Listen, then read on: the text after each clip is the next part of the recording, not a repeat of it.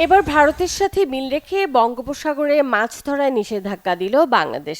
ফলে ভারতীয় জেলেরা বঙ্গোপসাগরে বাংলাদেশের জলসীমায় আর মাছ ধরতে পারবেন না। এতে খুশি বাংলাদেশের উপকূলের জেলেরা। নিষেধাজ্ঞা চলবে আগামী 11 জুন পর্যন্ত। সামুদ্রিক মাছের অবাধ প্রজনন ও জাটকা সংরক্ষণে গত 15 এপ্রিল মধ্যরাত থেকে বঙ্গোপসাগরে সব ধরনের মাছ ধরা চলছে 58 দিনের নিষেধাজ্ঞা।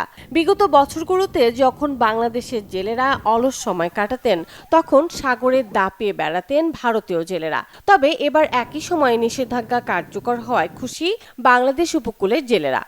ভারতে আগে যখন অবরোধ দিত, আমাদের বাংলাদেশে আগে অবরোধ দিয়ে ফেলাইতো, কারণ ভারতের আগে অবরোধ আমাদের বাংলাদেশে দিত।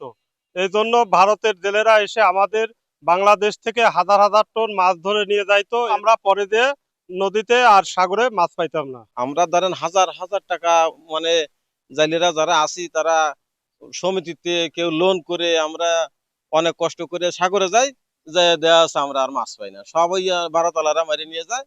আমরা লাস্ট ফিনিশিং ক্ষতিগ্রস্ত, মানে বিশাল আকারে দিনা। আমরা যারা যাইলে অত দরিদ্র যারা, তারা হয়তো একটু উপকারিত হয়েছি যে আমাদের মাছগুলো হয়তো ইন্ডিয়ালারা এসে নিয়ে যেত মাইরে, আর আমরা পরে যে হয়তো মাছ পাইতাম না, অভিযানের পরে যে আমরা মাছ পাইতাম না, কিন্তু এই চুক্তি হওয়াতে আমরা সন্তুষ্ট। ইন্ডিয়া এবং বাংলাদেশ যৌথ অভিযান দিলে একই পর্যায়ে সমস্ত জেলে নিষিদ্ধ থাকবে, মাছ এ দেশ ও দেশ পাচারের সম্ভাবনা কম থাকবে। বর্তমান সময় এখন ভারতের জেলেরা আমাদের দেশ থেকে এই মাছ আর নিতে পারবে না।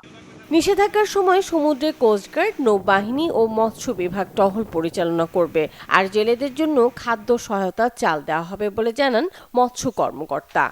প্রজাতির যে মৎস্যের ভান্ডার সেটা আমাদের বাংলাদেশের বেঙ্গল অংশেই বেশি পাওয়া যায়, যার ফলশ্রুতিতে ইতিপূর্বে 65 দিন অবরোধ যখন আমাদের বাংলাদেশ এবং ভারতে ছিল, এই সময়ের অসামঞ্জস্যতার কারণে বিভিন্ন ভাবে আমাদের অবৈধভাবে ভারতীয় জেলেরা আমাদের সমুদ্র সীমানায় এসে মাছ ধরতো।